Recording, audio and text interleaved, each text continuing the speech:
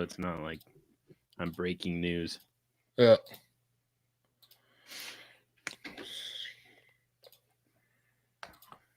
Okay, we're live now, but let me get things out. Oh my god. Every fucking time I have to sign out and sign back in on this.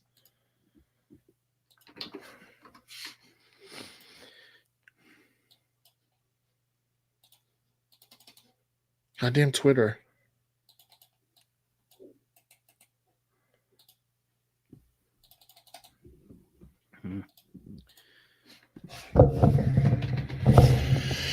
Oh my god. Okay, Boomer. No, it's not. Like, I don't know what else I can do. Like, it doesn't let me change the sign in, sign out. We're going to delete this.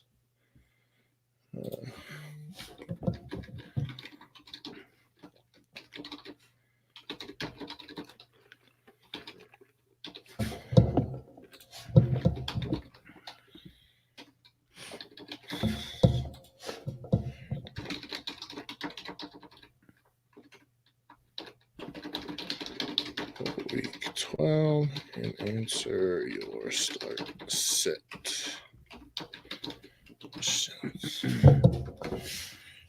YouTube. That's not what I wanted.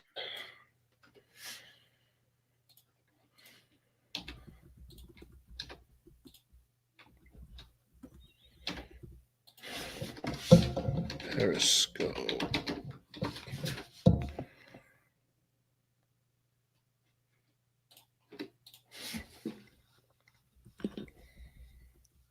All right, that's out now.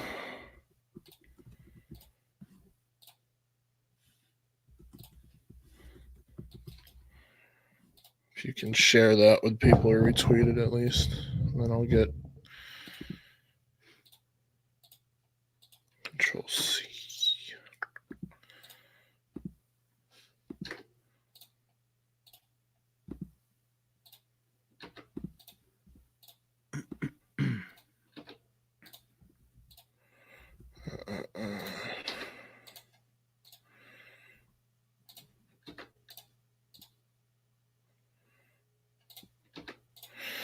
All right, we're live. I don't know who all's here. I see a couple people are in the chat, but not a ton of people. What's going on, everybody? It's just John and I today. I don't know where Matt's at. He might be dead. He might be, like John said, in Vegas after FF Statistics sold to DLF. So it'll be us today, unless Matt joins us later. But yeah, I guess we can start with some early news here. George Kittle played on a broken ankle against the Cardinals on October 31st. So that was 4 weeks ago. Plans on playing tonight, though it's not fully healed. I mean, what is your take on that? Because I know I have Ross Dwelly in a few places. I don't feel comfortable starting him this week, but I don't feel comfortable starting George Kittle either. Yeah, it's such a nice spot for George Kittle if he goes and if he's healthy enough to make a meaningful appearance. It's the Green Bay Packers are the fourth worst defense against tight ends. I mean, it's hard not to put George Kittle as the tight end one if he's going to play at all. I mean, there's a chance that you're only getting him as kind of a decoy.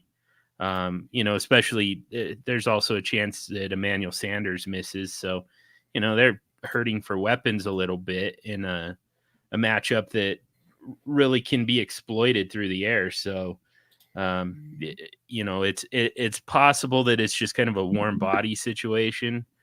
I think that though that if he goes, I think that you're going to get some pretty meaningful snaps and some pretty meaningful work out of him. So, I mean, maybe that's the move. Plan on starting George Kittle. If he ends up missing the game, just have Ross Dwelly on the bench ready to go. Because, if Kittle sits right now, I've got Ross Dwelley as tight end 17, but I mean, he jumps all the way up into the top, 8 probably if Kittle misses. Yeah, and I think that's something that you have to. It's a risk because it's a Sunday night game, and I know the rumor is that he's going to play, but Kyle Shanahan. I don't know who Michael Shanahan is. Is he dead? I don't even know if he's alive still. That's messed up.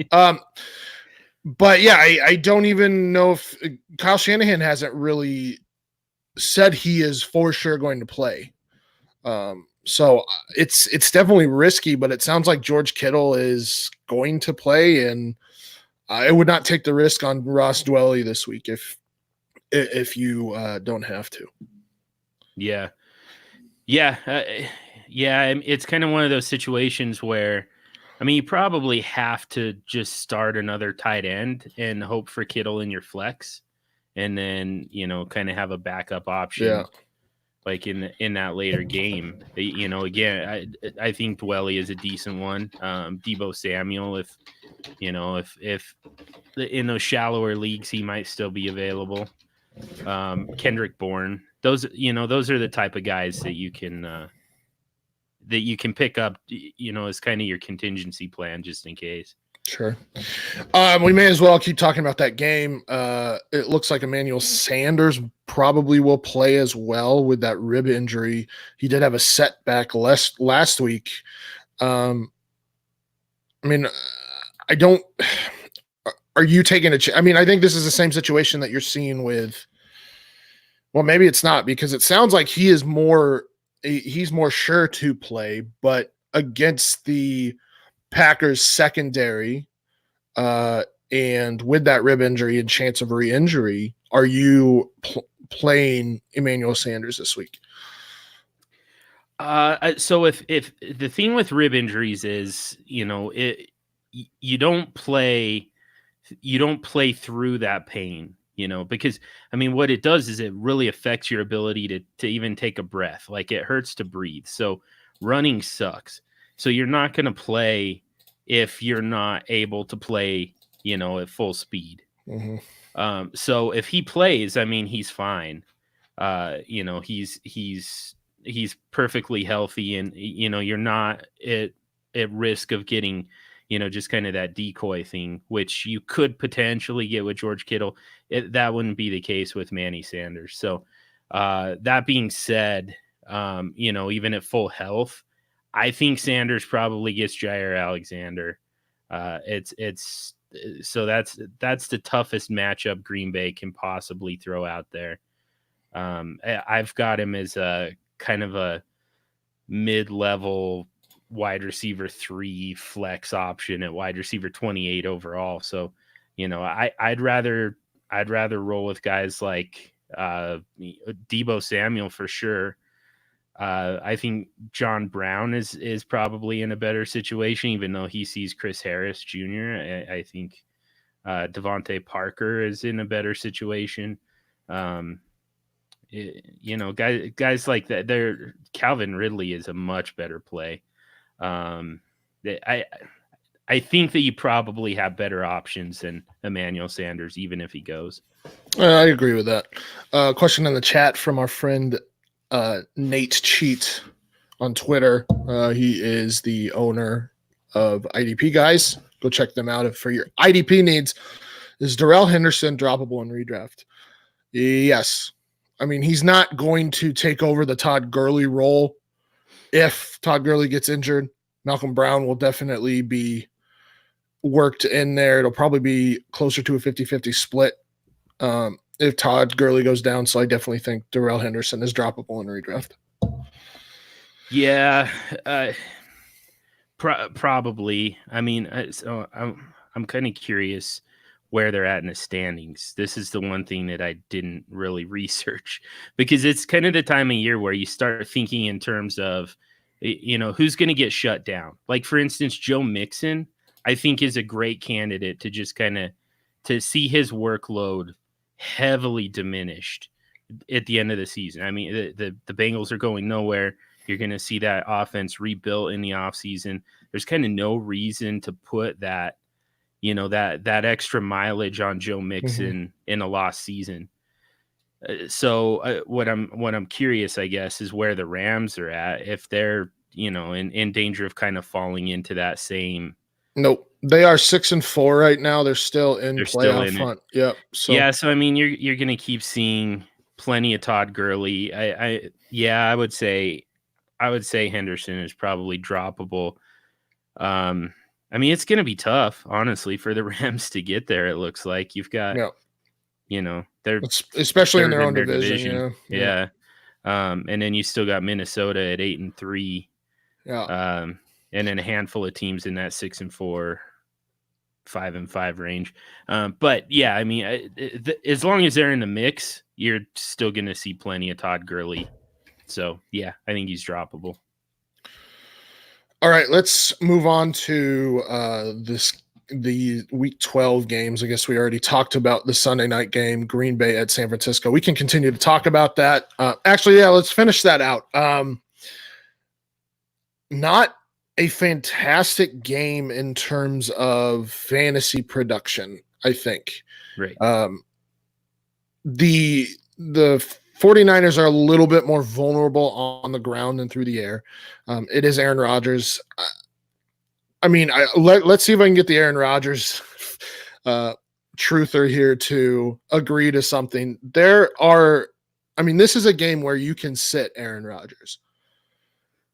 In one QB, there's certainly a possibility that you've got better options. Yeah.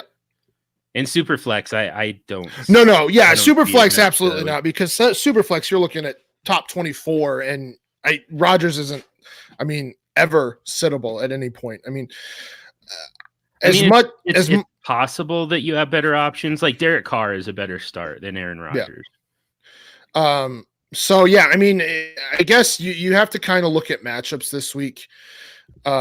If you have Aaron Rodgers, I certainly have Aaron Rodgers in one league. I can't sit him because he's my best quarterback, because I have Mitchell Trubisky as well, and it's super flex. So I'm not really doing that.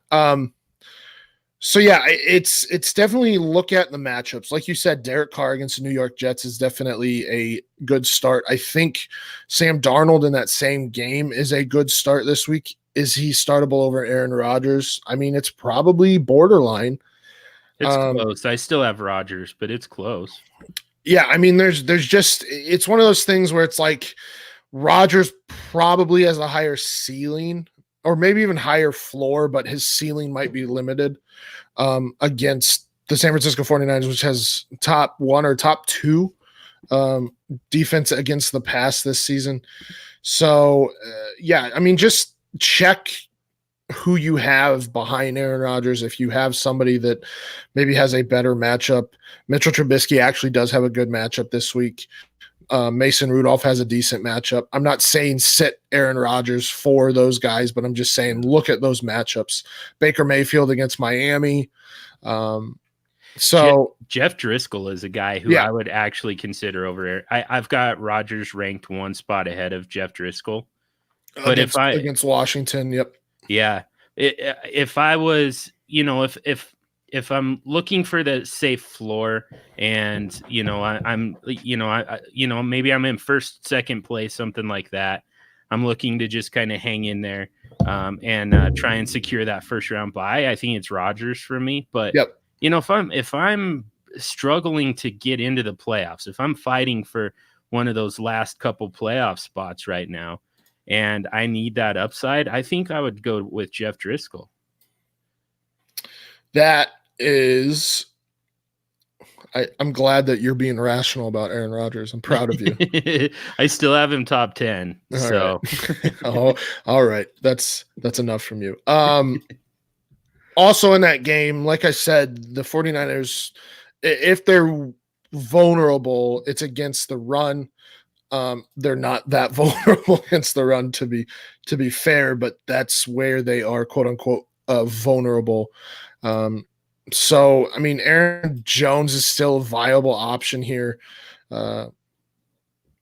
I mean, there was, I mean, the past, let's just say, well, let me look at the past 5 weeks here, but the past 5 weeks, the 49ers have been middling against running backs. I mean, they gave up 110 yards to Kenyon Drake, 117 to Christian McCaffrey, 89 to Chris Carson, and a touchdown. So I most weeks, Aaron Jones and Jamal Williams are startable. I would say that Williams probably isn't startable this week. Yeah, I'd try not to. Running back 28 for me, so he's a flex consideration, but it's most likely you've got better options. There are probably even some guys on waivers who I would, some plug and play type of guys who I would take a shot with. In terms of pass catchers, I mean, I don't think you're sitting Devontae Adams. I mean, his ceiling's probably not very high, but is there anybody else? I know Allen Lazard has been more involved. MBS goes out there and gets a deep play every once in a while, but other than that, I don't like any of the pass catchers in this game for Green Bay. No, Allen Lazard is the only other guy that I even have ranked, and I mean he's buried. He's in, Anthony Miller, Brandon Cooks if he actually plays, like kind of that right. Deontay Johnson, and like those guys have it baked into their ranking, the fact that they're not likely to play. So I would rather take a shot that Deontay Johnson actually plays than plan on Allen Lazard. And then on the other side, I mean, we've mentioned George Kittle and Emmanuel Sanders. Do you like Deebo Samuel this week as kind of a option that won't be covered by those top cornerback or that top cornerback? I do. Yeah. Let me find him. Deebo is wide receiver 21 for me. So I've got him ranked, several spots ahead of Manny Sanders. He gets Kevin King, I think, and which is a very exploitable matchup. So I've got Deebo ahead of guys like Michael Gallup and Terry McLaurin, even one spot behind Cortland Sutton, who's on fire but has a tough matchup. So yeah, Deebo's right in that mix as a wide receiver too. And then I think Tevin Coleman might be in the discussion for RB1 this week because of that run defense for the Packers. Very vulnerable against the run. So, yeah, I mean, Tevin Coleman's got to be a RB1 option, maybe even top 10 option this week, especially. Is Breida still out? So it's I think he's yet another he's game doubtful. Time no, it says he's doubtful for so probably out. But I mean the problem there is then now Raheem Mostert gets bumped up. Yeah. So that's the only I've got Tevin Coleman still as an RB2. It's a high end RB2, but still just because of the fact that it's still going to be that committee approach. Mostert is still startable in a deeper league. Jeff Wilson is still there to vulture some goal line work. So, as good as the matchup is, I still bump Tevin Coleman way down just because of that committee approach. I would rather start Phillip Lindsay, who's going to have a greater share of the workload. I would rather start I'd rather start Aaron Jones, just based on the workload. So there you go. I think I would rather start Coleman because Mostert's not really heavily involved in the passing game. He did have that one game against the Bengals where he had 3 receptions. Other than that, he's had 1 and 2. Last week against the Cardinals, though it was a good matchup, only had 6 carries, 2 receptions. So I guess I'm a little bit higher on Tevin Coleman. I do think that Raheem Mostert is a very startable running back this week, but I just think I'm a lot higher on Tevin Coleman than you are. Yeah. All right, moving on. I think we're done with that game. To Tampa Bay at Atlanta. This is kind of a start everybody except for Brian Hill. That's about right? Yeah, and I mean, I honestly wouldn't be surprised to see a big Brian Hill game. I'm not going to count on it, but I wouldn't be surprised. I mean, it's it seems way too obvious that it's all the passing game, and then to a point where Calvin Ridley is a top 8 option. Even Julio Jones is the wide receiver 1. It just makes way too much sense for the passing game to go off for it to actually happen. Yeah, but I mean, with Brian Hill, Tampa Bay, like, there's such a disparity between their run defense and their pass defense. Like, I would get that if their run defense was kind of mediocre as well, but their run defense has been so good and their pass defense so bad that I would expect them to lean definitely on Matt Ryan this week.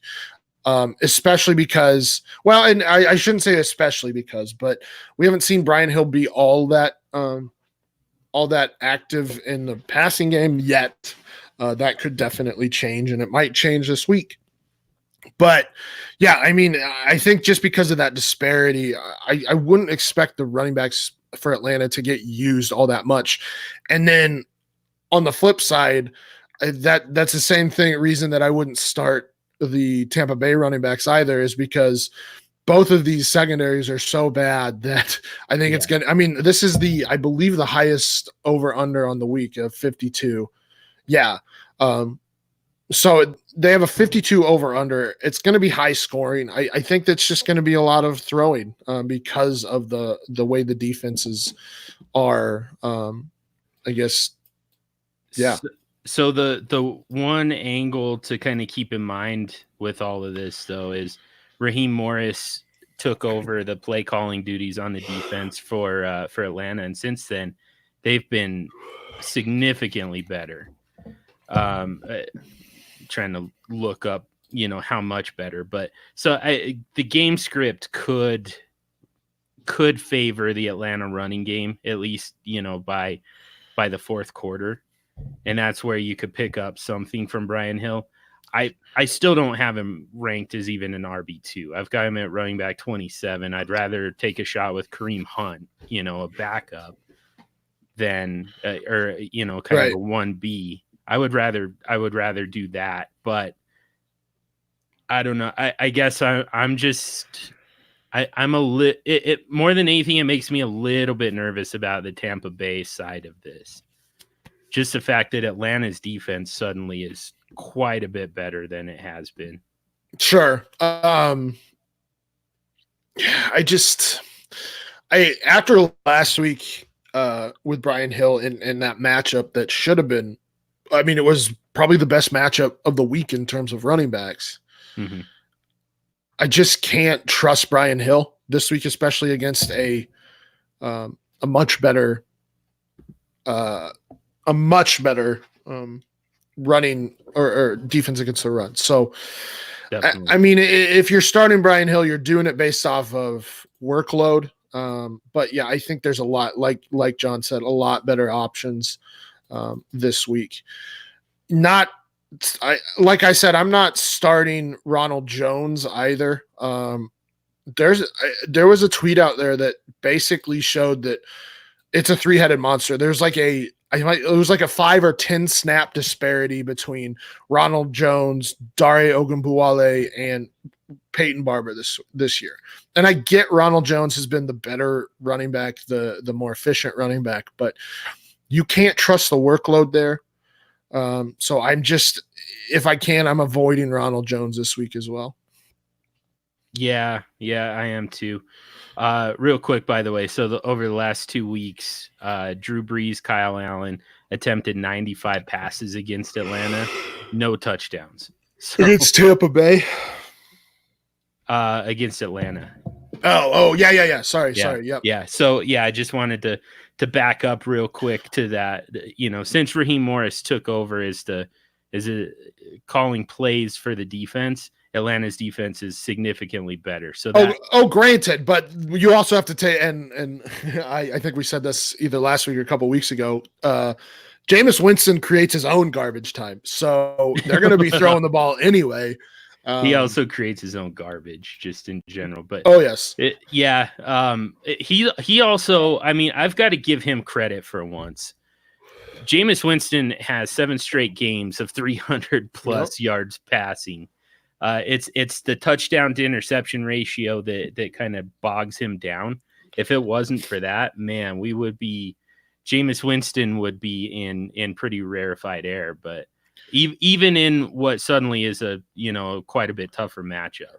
Right. So yeah, Rojo for me, just to put a bow on that, Rojo is just barely an RB2 for me, and I don't even feel great about that. It's just the fact that below him you've got Brian Hill, you've got Bo Scarborough, a bunch of guys who we still don't know what their workload is going to look like exactly. Yeah. We have a question in the chat here. Devin Singletary or Darius Geis this week? Let me see. Man, back to back, but I've got Devin Singletary one spot ahead of Geis. Yeah, I'm going Geis because of the matchup.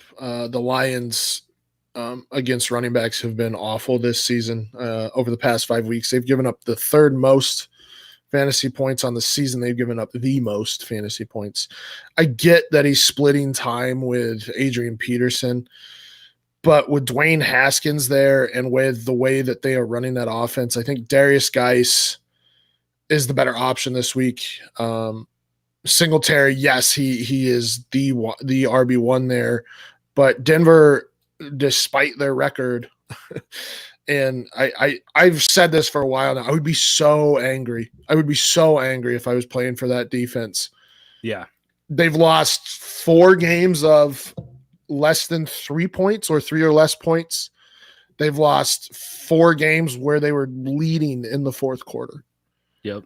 It's a playoff defense and one of the worst offenses in the league. So I was right before the season in that this defense will be one of the best in the league. I was wrong in that Joe Flacco or Brandon Allen or whomever could be even just a game manager. Yeah. So yeah, I because of the matchup, I'm leaning Darius Geis, but workload goes in the Singletary direction. I think John has it right where, I mean, you have them ranked back to back. I'm leaning Darius Geis. John's leaning Singletary. I'm going to defer to the matchup on that one. Yeah, which is fair. I will say that because of that, I think Darius Geis has a higher ceiling. So if it's a matchup where looks like it's going to be close, or you're the underdog, then I would probably go with Geis. I think Singletary is safer today. We haven't really seen a full commitment to Darius Geis yet, and what little commitment we did see, last week he did have that long touchdown catch and run, but beyond that, 7 carries for 24 yards isn't anything to get too excited about. No. I feel like we need to see it before I'm going to feel real good about starting him. And that's fair.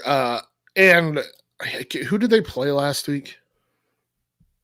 Oh, good question. It does. I would say that this matchup's probably better though, to the point where Dwayne Haskins doesn't have to throw a ton to try and get back into it. But we'll see. The Jets put up 34 points on them. Jesus Christ! So maybe not. It shouldn't have been a tough matchup. Jesus Christ! God, Washington is just. The Jets are kind of good against the run though, so I don't know. Back to your point about the matchup. I think that guys could have had a pretty bad matchup last week, and this week has the best matchup possible. Yep. So our supposed to be co-host is in the chat with our. He's given us some bad excuses this morning, but has a question about the New England pass catchers. How confident are we considering Brady's elbow and the injuries to Sanu and Dorsett? I'm not overly. I'll be honest. I believe Dallas is one of the tops in the league against the pass, against wide receivers specifically. On the season, they've allowed the second fewest fantasy points to wide receivers. Yep. last week Marvin Jones did have 2 touchdowns, but they didn't give up a lot of yards, and they haven't given up a lot of yards all season, and they've only given up 6 touchdowns total to wide receivers on the season. So I don't feel confident about it. I think this is a James White game and a Ben Watson game, if I'm being real. If you're having issues or like to stream tight ends, Ben Watson's a good option. But I think this is definitely a James White game because I know Dallas struggles against pass catching running backs. So I'm not overly confident in Sanu or Dorsett. Edelman, obviously, just because of what Edelman does, he runs a lot of short routes from the slot. He's always going to be startable. But yeah, the other two, I don't love it. Yeah, no, I agree. I have Edelman ranked as kind of a lower end wide receiver too. As good as the Cowboys are against just against receivers in general, probably the strength of their secondary is actually against slot receivers. So, when you don't have anything on the perimeter and your only real option is the slot receiver, I mean, it creates a pretty negative matchup. It does. It makes it hard to trust anyone in that offense. Like you said, Watson is a decent plug and play, but just because they're going to move the ball somehow. But yeah, Watson, James White, and that's avoid everyone else, I think. Well, and I don't think anybody's going to be sending Edelman, but just temper your expectations with Edelman. Mm-hmm. All right. Well, let's just finish up the Tampa Bay and Atlanta. Julio Jones, you're starting. Do you try? I mean, I think Calvin Ridley, you have to start as well. What about somebody like Justin Gage, Luke Stalker? Let's see. Luke Stalker is I mean, we just haven't seen it yet from Luke Stalker. It's a good matchup, but we haven't seen any kind of commitment to him. So I'm not starting him. He's a low end tight end too for me. Russell Gage, I think, is a decent plug and play. He's kind of a flex type option. I would prefer him over Hollywood Brown, for instance. Hollywood gets Jalen Ramsey. It's a tough matchup. That probably where the Ravens are going to do most of their damage is on the ground. Curtis Samuel, I would prefer Russell Gage over Curtis Samuel. He just cannot connect with Kyle Allen.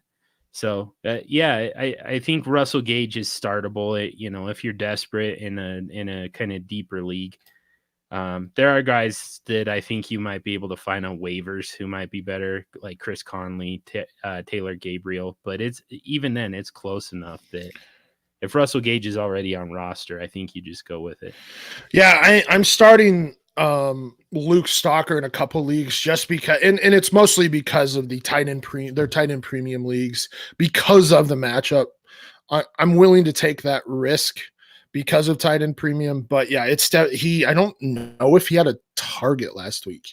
I would have to look it up, but yeah, he was definitely not involved. He did not step into that Austin Hooper role like many thought he would. But I am going to start him this week in a couple tight end premium leagues because of the matchup.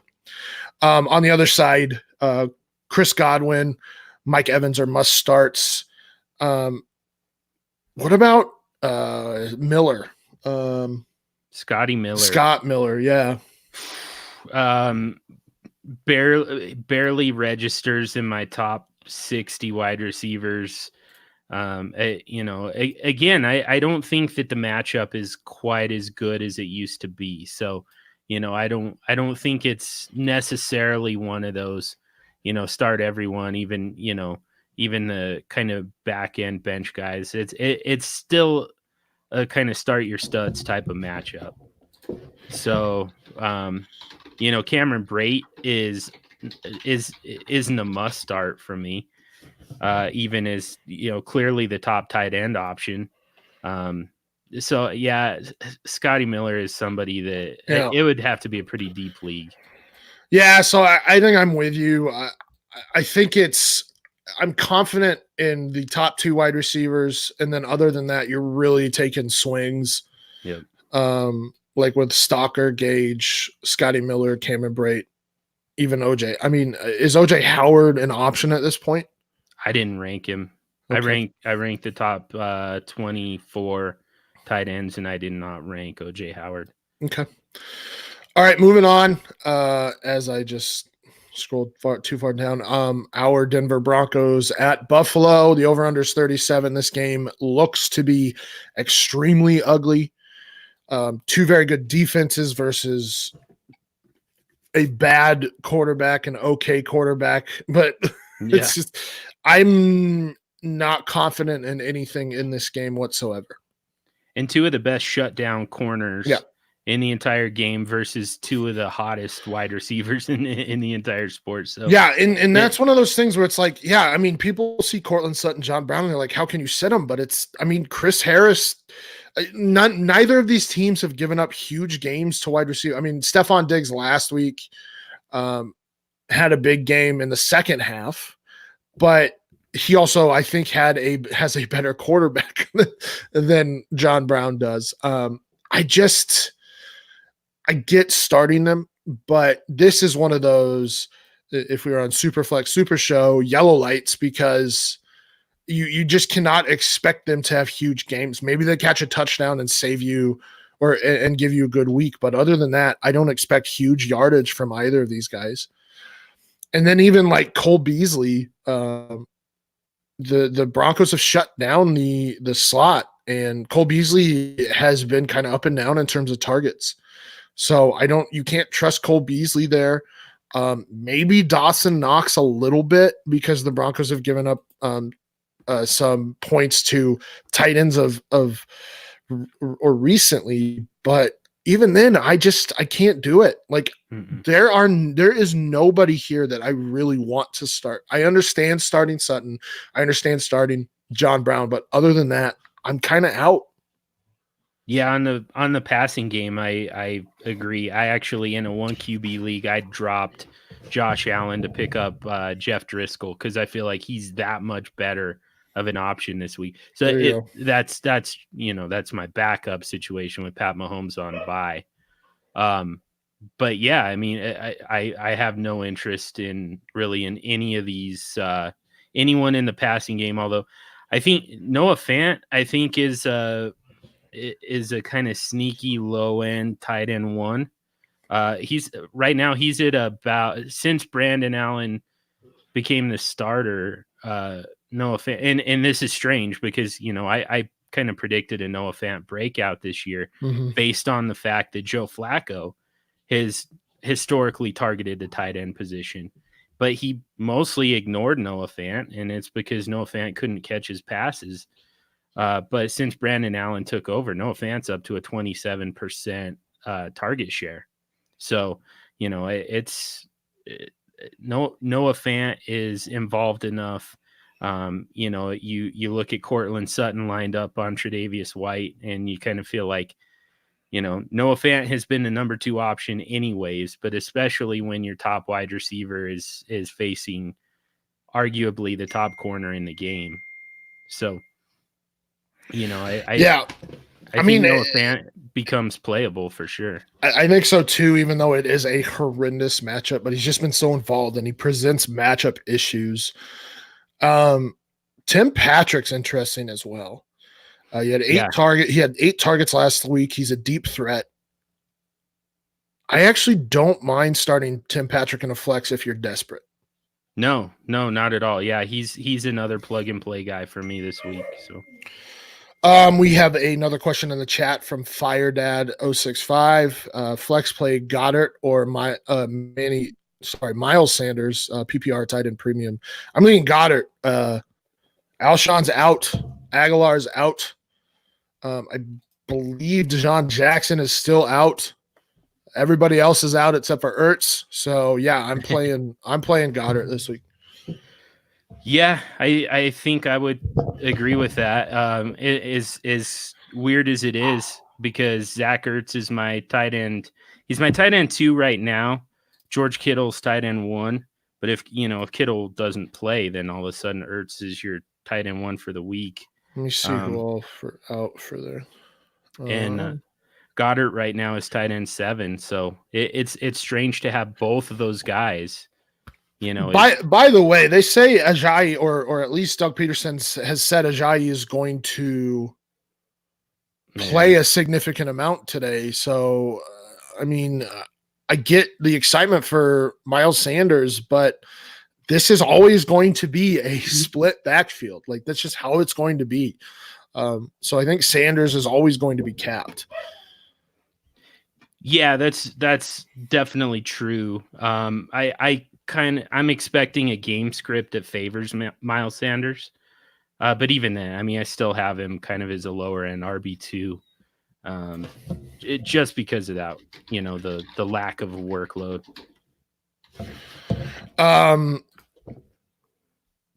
Anything for the running backs? I mean, we talked about Singletary.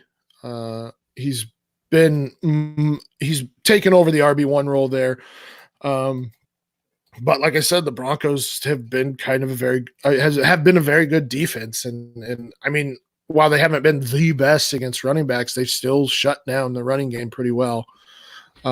Plus Frank Gore is there. I mean, he's not startable by any means. I mean, he doesn't really even enter the conversation for me as a flex play in a deeper league.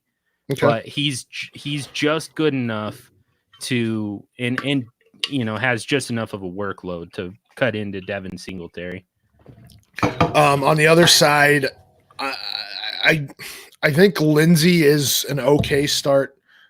Is actually a decent start. Pretty good start. Yeah. Sorry, I forgot that Buffalo has not been good against running backs. I don't know about Freeman though. Lindsey has just been far more efficient this season than Freeman. Freeman, I don't know if he has a double-digit fantasy game this season. No. Yeah. I mean, probably like just barely after scoring a touchdown. So the Broncos finally, and this actually makes zero sense, to be honest, but they finally have fully committed to Phillip Lindsay and said that he's going to get, a much greater majority of the snaps and of the touches. Because he's just been better. Like, Freeman's had a couple double-digit games, but nothing like humongous. Yeah. There are some games where he was involved in the passing game, but Lindsey is just better. He's just a better running back. Yes. And I guess now they finally recognize after his Pro Bowl season last season that Lindsey is the better running back. Now that you're out of playoff contention, now you're gonna put the focus on Phillip Lindsay, put all that workload on him, and ride him to a top 10 draft pick. So it makes zero sense to me. Now is not the time to do it. The time to do it was at the beginning of the season when you started off 0-5 and you actually could have snuck out a win or two out of that. And actually been in playoff contention. Now should be Royce Freeman time, but they do stupid shit all the time. They're going to do it again here, but Phillip Lindsay benefits. We're a little bit disenfranchised with the Broncos right now, if you can't tell. Correct. All right, going on to the New York Giants and Chicago Bears. Kind of another ugly game here. I mean, over under is 40.5. I'm not interested in anybody on the New York side except for Saquon. Yeah. Yes. Saquon's my RB1. No, not quite. I wanted to make him RB1, but he ends up being, he comes in RB5. I mean, the weakness of that Bears defense is definitely in the running game. They're allowing the 11th most fantasy points to running backs. So, this could definitely be a Saquon type of game.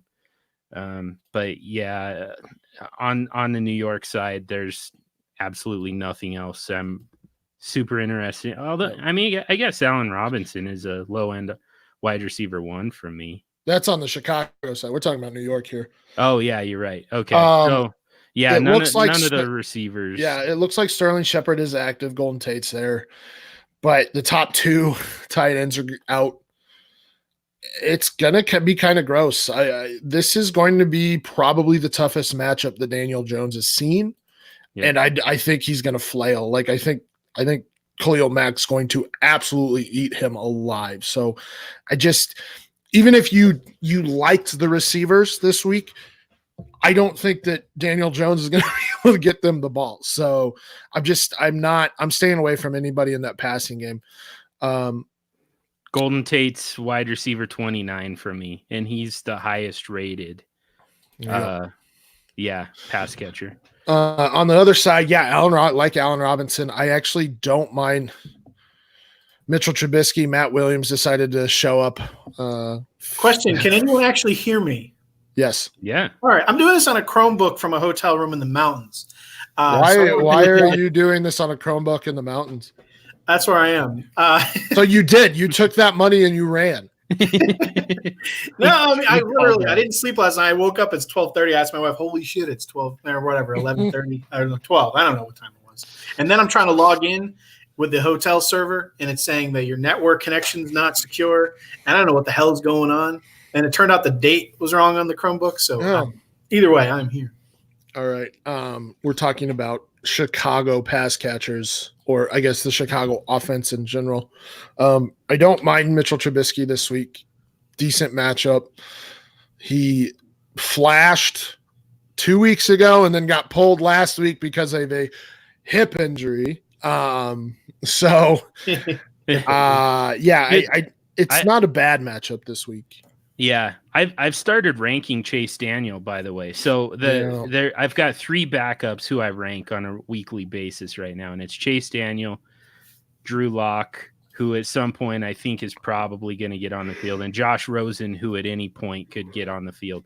Chase Daniel is just kind of, if Trubisky can't take advantage of this matchup, I think that we're on a serious watch of when Trubisky gets benched for Chase Daniel.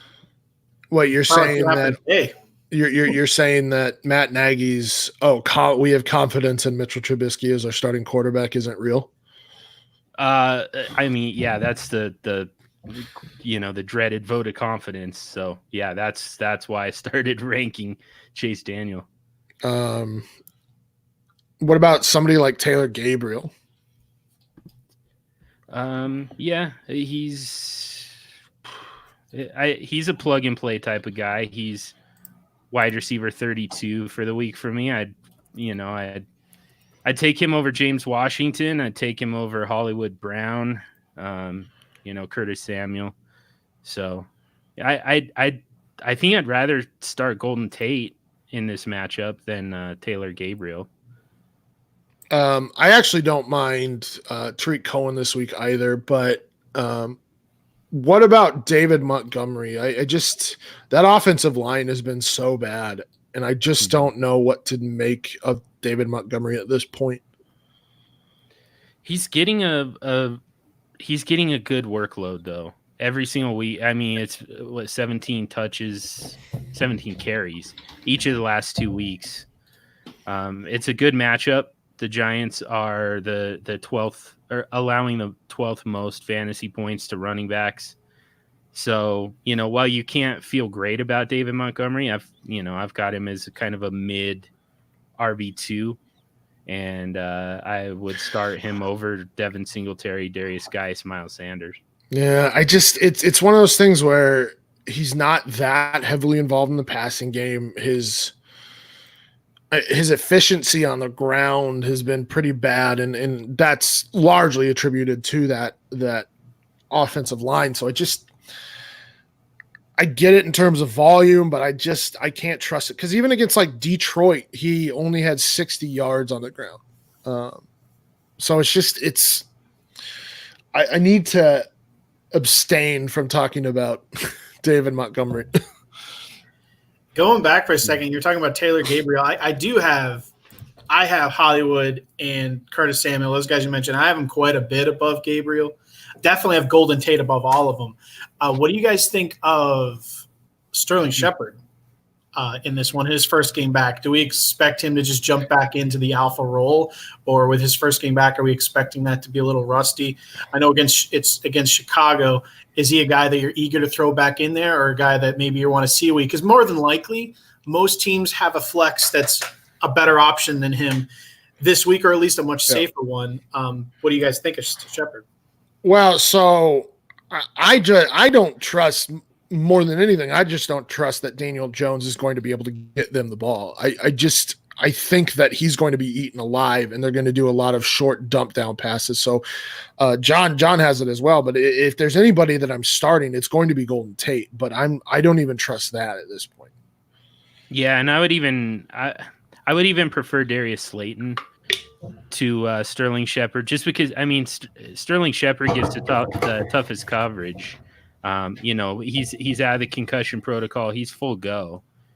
So it's kind of like we talked about earlier with Emmanuel Sanders. He's if he plays, he's full go. It's not kind of a decoy situation. So, and I think you shift the toughest coverage to Shepard and I don't have a whole lot of interest in either one of those guys, but if I'm super desperate in a really deep league, I think the play is Darius Slayton. For David Montgomery, who would you rather have to start today, David Montgomery or Miles Sanders? I've got Montgomery several spots ahead of Sanders personally. I didn't know if all the injuries, because I believe Aguilar and Jeffrey and Howard are all out, so I would think Miles is going to find himself some work today. Yeah, and it should be a good game script for Miles Sanders, but I don't know. It's still he still ends up sharing that workload with somebody. It's funny. His best work in the year has come through the air. Yeah. For Miles Sanders, so I'm hoping he gets work. If I had the two, I don't know what I'd do. I don't have that situation anywhere. I'm being forced to start David Montgomery a few places, but I think I might actually lean to Miles today because it's a now or never thing, right? If he can't get work today, he's not getting work. I'm starting them both in Scott Fishbowl. Yeah, it's definitely way worse stuff you can do. Yeah, you get the floor of David Montgomery, you get the ceiling of Miles Sanders, so. I don't know what games you guys did yet. I had another interesting running back question before. Thanks for listening, Sevens. I was on. I was trying to get this thing set up. I couldn't get the freaking Chromebook. I was doing stuff I was listening on my phone earlier. Okay. We talked about Tampa Bay at Atlanta, Denver at Buffalo, Green Bay at San Francisco. All right. Well, real quick, you already covered this, but real quick for me, who do you like more today? And pretty much similar matchups of bad matchups, Philip Lindsay or Devin Singletary in that Denver versus Buffalo game? Lindsay. Yeah, Lindsay, I think. Just because he's got a bigger share of the workload. We kind of talked about it briefly. I would start Lindsay too. I wouldn't argue it's because he has a bigger share of the workload though. Yeah, it's just a news cycle here in Denver has been that they're going to finally, fully commit to Philip Lindsay as the lead back instead of the committee approach with Royce Freeman. And then we bitched about that for a minute because that's really stupid. Okay, cool. Yeah, and I would say the matchup for Lindsay is better than Singletary's just because Denver's been better against the run. Buffalo, that has been their kind of major weaknesses against the run. So I definitely think Philip Lindsay's the play there. Okay. On to our next one, Pittsburgh at Cincinnati. The line is 39.5. I think I might agree with that. Two backup quarterbacks, one being a rookie, one being a second year. Neither have looked good.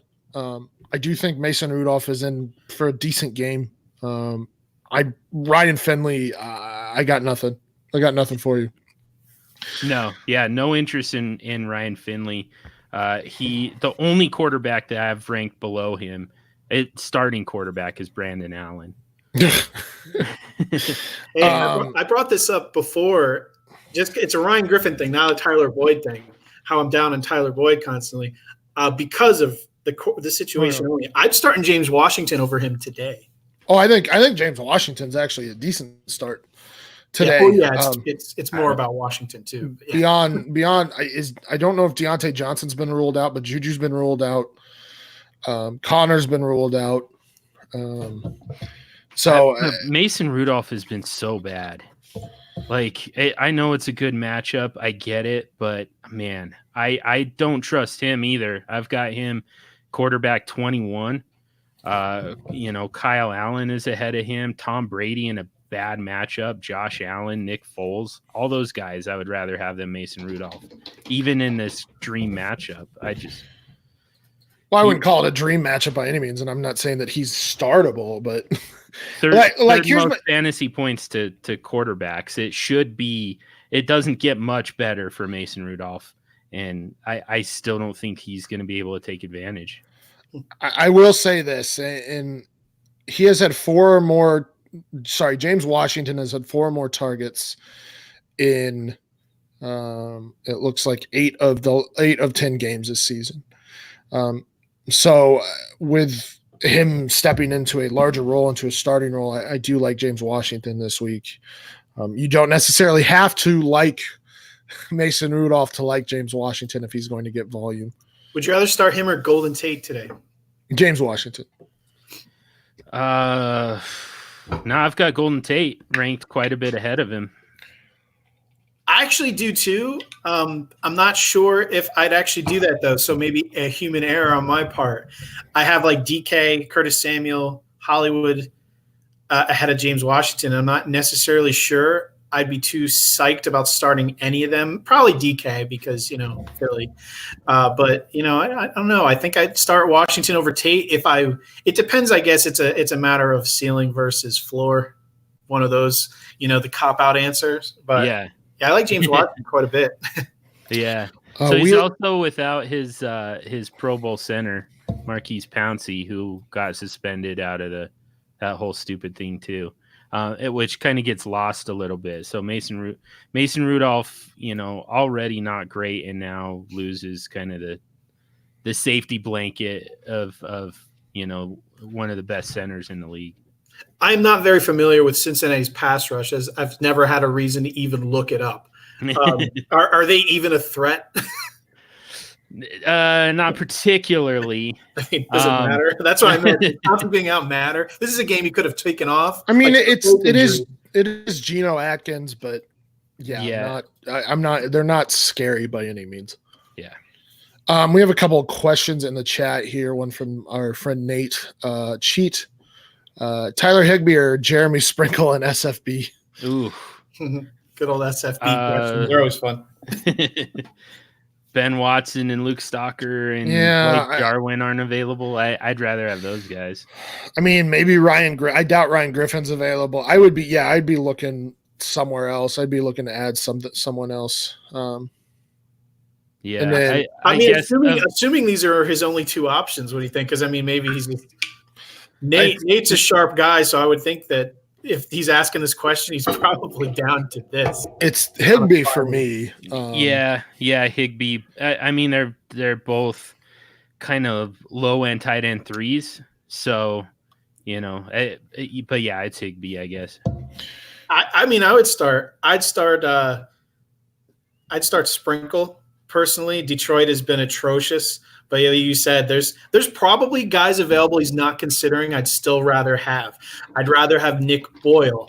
Mm-hmm. Benjamin Watson, you already mentioned earlier. I'd rather have Ben Broniker versus the Giants from Chicago. I mean, those are some bad options you're looking at right there. Foster Moreau, I think I'd rather go that direction. And then the other question we have from Fuzzy3107, Cooper or Gallup? I think I'm leaning Gallup here because Cooper will be. Gets Gilmore. Does Gilmore shadow? Yes. Yeah. Okay. So then, last week, Stephon Gilmore spent 97% of the time that Jordan Matthews was on the field, he was lined up against Stephon Gilmore. I don't know where that came from. So a shout out to my friend Christopher Beans for pulling that stat, but I had no idea.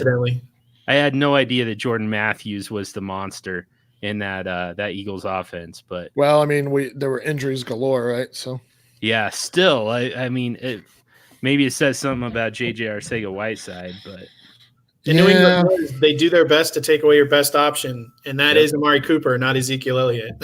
So I think it is Gallup this week. And McCourty has been. I don't know if the refs are like going out of their way. Maybe like people have gotten in their ear how that happens sometimes. How New England's gotten away with stuff. They've been getting aggressive on calling penalties on McCourty. So Gallup, I don't know. I mean, obviously, offensive penalties do not help you in fantasy, but it could help that they're not going to be as handsy as they've been on Gallup. Either way, if you have Cooper, it's hard to sit him. But, it is. I mean, I'm in that exact situation. In fact, where I've got. I'm kind of looking at some running backs who I picked up off of waivers, guys that I kind of believe in this week that like Mark Ingram, for instance, trying to decide between Mark Ingram and Amari Cooper in a PPR. And it feels like the answer is Mark Ingram, but I'm having a really hard time putting Cooper on the bench. Yeah. We have on FFMercs, me and Sam have a client that has both starting both. Yeah. So, fingers crossed, but that's kind of it's like you said, it's tough. It's tough to sit them. It'll be a good test for what Dak can do. Yeah. Somebody just sent me a trade for Lamar Jackson. That's fun. For to get him, or for you to send him away. For me to send him away. Oh, that takes balls. What are they offering? It was Matthew Stafford, 2 firsts and a second. In a super flex, and I'm like, it's 2 2021 firsts and a second. That's fun. No. Hard. Back, that's going to be a pass on. I'm going to pass on that. Back to what were we at? Pittsburgh at Cincinnati. I think Jalen Samuels is a good start. Those are really the only 2 pass catchers. I mean, looks like Deontay Johnson is going to be cleared from concussion protocol. So, I mean, I said I like James Washington this week. I think Deontay Johnson takes over that wide receiver 1 role. And then Jalen Samuels. Do you like those 3 this week? I mean, I know, John, you said you didn't like James Washington. Yeah, Samuels is decent, low end RB2. I mean, it's really with him. It really is just kind of the pass catching. He's not a great running back, not a great runner. But I mean, they have to throw at someone. Vance McDonald actually is a tight end 6 for me this week. So, he is as bad as I think Mason Rudolph is. I mean, he's still going to complete something to someone. So, would you rather start Jalen Samuels or Kareem Hunt today?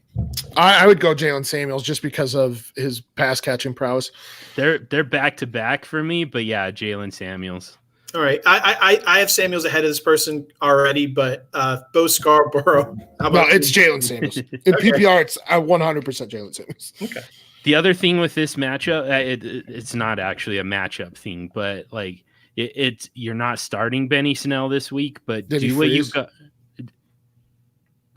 Who froze? You did. Well, you did for me. Oh, he looks okay to me. Okay.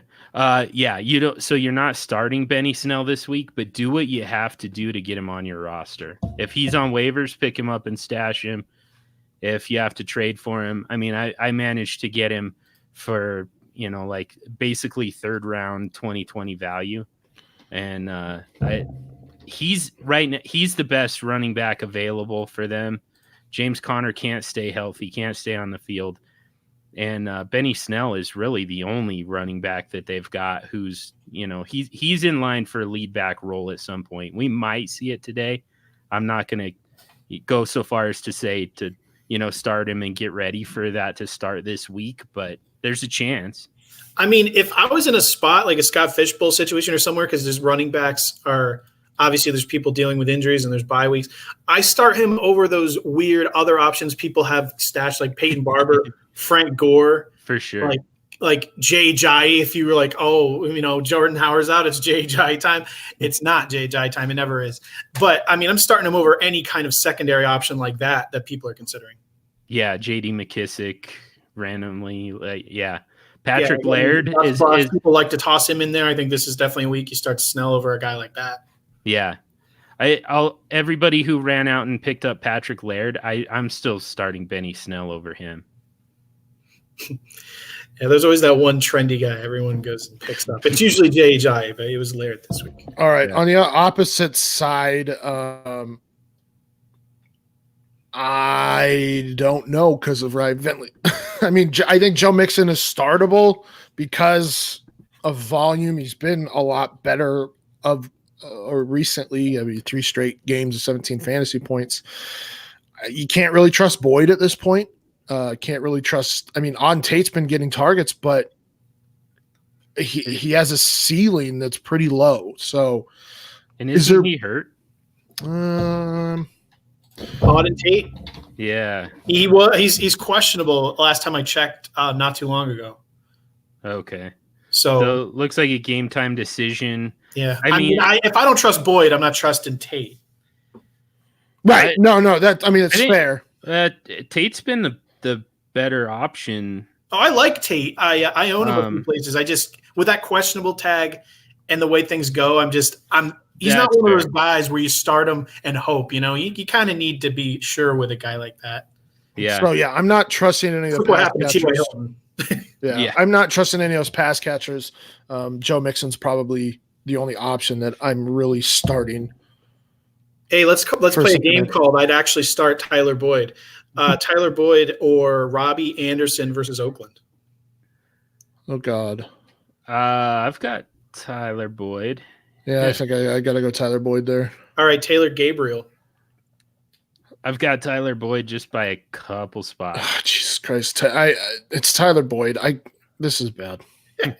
How about Brandon Cooks? Cooks. Easily Tyler Boyd. All right, one more, Sterling Shepard. Boyd for me. Yeah, Boyd. And that one's by quite a bit too. All right, just curious how far he'd go. How about with a question mark, Emmanuel Sanders or Tyler Boyd? Man, just barely Tyler Boyd. But I mean, Sanders Sanders is going to get a pretty tough matchup. I think he's probably the one that sees Jair Alexander. Although Jair hasn't been shadowing people, he should be. They're playing that weird ass zone thing where they move him around and they shouldn't. Yeah. But I was just curious. Tyler Boyd, if you own Tyler Boyd, it's kind of like pot committed to starting him. But I was just curious on some of those. How about Robert Woods, last one? These are all really close, but like you've hit on pretty much all the guys who were like immediately below Tyler Boyd for me. That one's tough because Baltimore's secondary's been a lot better since they acquired Peters. Okay. Kyle in the chat who's actually in the FFMercs charity league says Tate Ed is active today. Oh, okay. Nice. MFL still doesn't have a projection for him, so that's kind of what I was going off of, and I should not rely on MFL for my injury news. No. Okay, let's speed through these. We have 20 minutes. Miami at Cleveland. Start everybody for Cleveland. Start nobody for Miami. Pretty much. I don't know. I mean, I'm sure if you're desperate at wide receiver, you can maybe go with someone. Nope. I guarantee you that Devontae Parker gets doubled every goddamn play. Yeah, no, but the thing is, he's been so good that I don't know. There's probably a reason to start him, but yeah, if you have a reason to sit him, any reason, I agree. Baker Mayfield, are you like fully on board? Like, are you definitely sitting Dak Prescott for Baker today versus Miami? Kyle Sinra is in the chat just trying to contradict everything we're saying right now. No, I'm not starting Parker. You go ahead and start Parker, Kyle Sinra. I guarantee I will put a bet out there that he gets less than double-digit fantasy points. Yeah, I mean, he probably sees Denzel Ward. It's I don't know. It's not a great matchup. I don't view him as a must start. Wide receiver 25 for me, so I guess he's kind of flex consideration. But you probably have better options. Deebo Samuel's a better option. Marvin Jones trying is to a better locate option. him in my rankings. To be honest, I'm having a hard time finding him. Keep scrolling. I must have passed him. I had to have passed him. Yeah. Where do I have him? I mean, he brings up a good point. No Myles Garrett, no Olivier Vernon, but that Miami offensive line is so bad that it doesn't really matter. Yeah, and the strength is still in the secondary. Yeah. Again, Denzel Ward, Greedy Williams, that's a tough secondary to deal with. I didn't rank him by accident because I can't find this guy. I'm useless. All right. Well, so yeah, on the other side, I mean, Chubb, Hunt, OBJ, and Landry are all startable. What do you think about Demetrius Harris? Nah, not really. Yeah, kind of. He's outside my top 24 tight ends. I know it's a good matchup. It's just, I believe they've got Ricky Seals-Jones back. I just don't think that they need it. I think that this is where you can just, it's Chubb, it's Hunt, it's Beckham, it's Landry, and that's all that's all you really have time for, I guess. There aren't enough footballs for everybody to be involved. Hey, you're about to both yell at me because I think I agree with Kyle. This is based on like projections and everything. I have Devontae Parker as a wide receiver too. I have him at 24. Yep. Nope. I'm not doing it. I have him above. I've got him at 25. I have him above Golden Tate, DK, Curtis Samuel, Marvin Jones, DK, Tyler Boyd. Wow. You have him above DK. I do have him above DK. Again, these are based on like projection, like a projection model and stuff. So you have him above DK. I do. I have him above against DK. The Philadelphia Eagles secondary. You have Devontae Parker above DK. This is a projection model. If I had that call one-on-one, I'd probably put DK over him if it was like actually me making the decision. Grain of salt. But there you go. I have Devontae Parker fairly high. Yeah, you're wrong. Less than double digits. I don't know. I've got him at 25, so we're not far off on that part. It's just kind of the names that are ahead of him that are below him that we disagree on, it sounds like. Yeah. I mean, the guys immediately above him, I got Sutton, Crowder, Galladay, John Brown, Jarvis, Cooper, Allen Robinson, DJ Moore. Like, then I'm into like the top 12 after that. See, like John Brown's a rough one for me. I don't know. I love John Brown. We can't continue arguing like this. We have too many games to go through. Oh, yeah. All right. Go ahead. Kyle would rather have DK than Parker. Are you literally just trying to ignore, like, just pick a fight with everybody, Kyle? Yeah. I was giving you a branch to hold on to. Carolina, New Orleans, over-unders 47. It sounds like who's the cornerback for New Orleans? Lattimore is out. Yeah, all good for DJ. So DJ Moore, Curtis Samuel, CMC are all good starts. Curtis Samuel's not a slam dunk for me. The big question there for me, I think, is Latavius Murray. If he's the guy you have to wonder if you're starting him or not, right? Yeah, I don't think he's bad. I mean, it's a very good matchup for running backs. Obviously, Kamara is a must start this week, but yeah, I mean, I can see Murray getting let's just say 10 carries, and if he's averaging 5-6 yards a carry and gets a touchdown, then you have it right there. I do think that in a flex position, he's not a bad start this week. Do you definitely start him over if you picked up Bo Scarborough or Brian Hill off waivers the last couple of weeks? Over Brian Hill, yes. Okay. I have both of those guys ahead of Latavius. Both ahead. I have them both just ahead based on projections. One interesting one with Adrian Peterson in Darius Geis or Latavius Murray. Geist by quite a bit for me. Yeah, that I think matchup ceiling, right? Too. Yeah, for sure. For New Orleans, we have already mentioned Kamara and Latavius Murray, Michael Thomas a must start. Cook has been on a roll each of his last 4 games. He's had double-digit fantasy points. Do you like Cook in this matchup? I personally don't, because Carolina's been good against tight ends, but I get if you like him just because he's been more involved. Yeah, 3rd fewest fantasy points to tight ends, so it does bump him down. I mean, the workload makes him startable. He's tight end 9 overall for me, so he's a decent start. But first of all, there are some really good matchups at tight end this week, and second, it's not a great matchup for Cook. So it's funny you said the workload's the magic number. If George Kittle's out, I have him as my tight end 4, but that's not really saying much. It's based on volume, but that's based on floor. If we're talking ceiling, the guy probably drops out of my tight end 1 altogether. Yeah. But if I'm talking about, in a tight end, you got to consider like who can actually get me 5 points and not give me a 0. Jared Cook is high on the list for me. I have him over Greg Olsen, Ryan Griffin, Jacob Hollister, guys like that people like this week. I do not, but because I do like Ryan Griffin this week. Yeah, I've got Ryan Griffin several spots ahead. Greg Olsen 1 spot ahead. For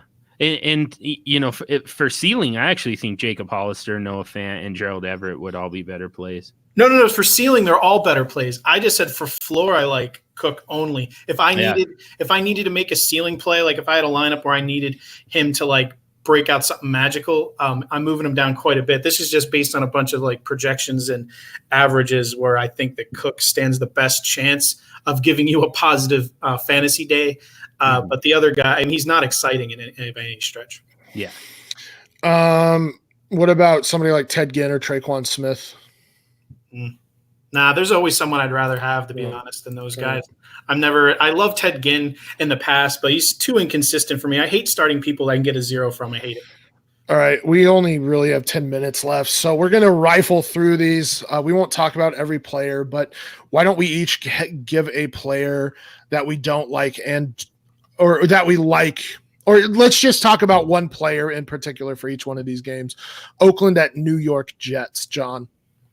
Hunter Renfrow has become the top target for the Oakland Raiders and is a very sneaky flex consideration. I've already mentioned Ryan Griffin. Oakland has given up the 5th most fantasy points to tight ends on the season. So I think Ryan Griffin's a top 12 tight end this week. Derek Carr, I'd start him over Tom Brady, over Dak Prescott. Over all those big names that you're afraid to sit, I'd be fine starting Derek Carr this week. If you're fighting for a playoff spot or anything like that, I'd start Derek Carr this week. All right. Fair enough. Seattle at Philadelphia, over under is 49. John, go ahead. Maybe come back to me. Let me think about this for a minute. With Alshon Jeffrey and Nelson Aguilar out, as well as Ryan Howard, baseball and The Office. Sorry. They should throw Ryan Howard in there. That'd be pretty good. Jordan Howard out. I actually don't mind Dallas Goedert this week as a flex option, especially in tight end premium as well. I said earlier that I have in my projections Devontae Parker over DK Metcalf, and it just left a bad taste in my mouth. I love DK. If you have him, he needs to be in your lineup. Just to be clear, this is like when you're talking about ceiling. This is a great example. DK versus the Eagles. I mean, he may not have a great game, but he could have the wide receiver 1 game of the day. That's how this matchup is. So DK, you're obviously this isn't like. This shouldn't be amazing news to anyone, but just in case I misled anyone earlier, you're starting DK no matter what. Yeah, and even Josh Gordon is startable in this matchup. Forgot he existed, low end. To be honest. Yeah, low end flex, but it's still he's still ahead of. Other than Golden Tate, all of those Giants receivers, all of the Jets receivers. Hey, real quick, I know we're rifling through, but just one matchup here. Who would you guys rather have if you have Carson Wentz? Would you rather start him or Jeff The unstoppable Driscoll. I've got Driscoll. Driscoll. Yeah, me too. All right. All right. Detroit at Washington. Over under is 42. We'll go with Matt first this time. Start Jeff Driscoll. Start Jeff Driscoll. All right. God, this one's tough for me. Yeah, there's still not a lot that's real, sneaky as far as this one's still pretty chalk. Like Kenny Golladay is a easy wide receiver 1. Marvin Jones is a high end wide receiver 2. I think Scarborough is the interesting guy here, right? Yeah, I like Darius Geis in this one. I've said it. I think Darius Geis, this is kind of his NFL breakout, we'll say. So I like Darius Geis this week. Oh, here's one. Terry McLaurin, actually. Darius Slay is out. So Terry McLaurin gets a pretty big bump up into the mid wide receiver 2 range, even with Dwayne Haskins. All right. Jacksonville at Tennessee. Over unders 41.5. John. Chris Conley is a sneaky start for me. Kind of a low end flex, but still, ahead of guys like Taylor Gabriel, who we talked about, ahead of Robert Woods, ahead of James Washington, ahead of Hollywood Brown. He's become kind of the second option to DJ Chark at this point. I tell you what, I don't mind Ryan Tannehill this week. Ryan Tannehill has actually been, much to John's chagrin over here, decent in terms of fantasy football. Sure. Now let me look up. So he's had 2 games of under 200 yards passing. He's had 2 games of over 300 yards passing. And he's had 3 games of 2 or more touchdowns. And Jacksonville just does not pose near the matchup nightmare that they have in the past, especially without Jalen Ramsey. So if you're in a bye week or injury hell with quarterbacks, Ryan Tannehill is not a bad option. Sit Dede Westbrook. Everyone when what's his name came back, I can't even think of his name. Quarterback. Nick Foles. Yeah, Nick Foles came back. Everyone was hoping maybe Dede would get back on track, but before Foles went down, he had a long touchdown pass to DJ Chark, left right off with that. I mentioned all offseason why I like Chark because he was that big build like Alshon Jeffrey, like Foles liked, and instead of it being Dede close to DJ Chark and just like picking between the two, it's obvious that it's now Dede or Chris Conley. That is the 2 that are closer, and Chark's way above. So there's a lot of guys I'd rather have than Dede, who was interesting when Chark had the injury early in the week, but for now, there's no way I'm playing him in this matchup at Tennessee. Yep. All right. Dallas at New England. Matt, go ahead. God. Dallas at New England. I don't know. James White is interesting in this one with all the injuries to the pass catchers and Tom Brady possibly having a shoulder issue. I don't like the matchup for James White, but because of the game script, the New England's going to try to swing in it. I think he actually ends up getting a decent amount of work. I never really believe in Sony Michel, so a lot of people seem scared off by James White this week, but I like him a lot. Same side of the ball for me. I think Ben Watson is not a bad – notice I'm not saying start these guys, but they're not bad plug or streamable options. Dallas has given up the 4th most fantasy points to tight ends. As Matt said, the injuries to the wide receivers and Brady's elbow injury may require them to throw short, so Ben Watson could get some play here. Yeah, and you got to think somebody on the outside. Jacoby Myers, I think, is probably the. Don't forget about N'Keal. But yeah, maybe we see maybe we see some N'Keal Harry, but I think the safer play at this point is the guy who's been on the field with Jacoby Myers. And then our final game of the week, our Monday night game, Baltimore at LA Rams. Hey, he skipped a very important game. No, we didn't. We already talked about that. I don't. Oh, you talked about that already? All right. Yeah, because we had to talk about George Kittle injury. John, go ahead. Man, I mean, I've been talking quite a bit about Hollywood Brown. I'm benching him. It's a tough matchup. I think that it leaves, a lot of room for. I think a lot of this game is going to be Lamar Jackson and Mark Ingram on the ground. I think Mark Andrews is still a safe start, and Nick Boyle could be the sneaky start. But Hollywood Brown is the main guy for me as a sneaky sit. I honestly, outside of Lamar Jackson, I do not like this game a lot because it's actually two very good defenses. Honestly, if I can, I'm trying to avoid basically all pass catchers except for, like you said, Mark Andrews in this game. Everett actually might be a decent play this week, but other than that, Cooper Kupp is probably okay. But like I said, the Ravens have been a lot better since they acquired Marcus Peters. So, yeah, I hate everyone in this game. I have Gerald Everett just literally at tight end 12 for the week, so just barely in there. So you start him just because. And I hate Jared Goff. He's just the worst. I know earlier in the offseason I said jokingly he's not the best quarterback on his own team. That was making fun of the contract they give him. But they're like the same guy. So screw this game. You're starting your superstars. You're starting Kupp. You're starting Lamar Jackson. You're starting Mark Ingram. And after that, full stop. I mean, Mark Andrews, of course. But yeah, after that, no. I'll let Matt talk about the Green Bay Packers real quick since he didn't get to do that. Oh, all right, I will. For this is one important thing, I actually have him on quite a few teams where Aaron Jones and Jamal Williams is a nightmare for most fantasy people, and I've just kind of finally leaned into it and let the ball hit me. I've been starting them both everywhere. This week, you want absolutely nothing to do with Jamal Williams at all, though. Aaron Jones is still a top RB1 because of the way he can be used in the passing game and everything. But against the 49ers, Jamal Williams, we talked about like Bo Scarborough. You're wondering where you can play him. You play him over a guy like Jamal Williams this week. Yeah, I mean, this is kind of it's just a rough matchup all around, I think.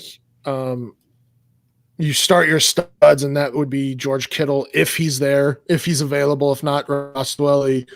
But yeah, I mean, Devontae Adams, and then I think Tevin Coleman's the only other guy, and maybe Raheem Mostert on San Francisco that I like. So that'll do it for us here. Games are about to kick off. Thanks for everybody for watching.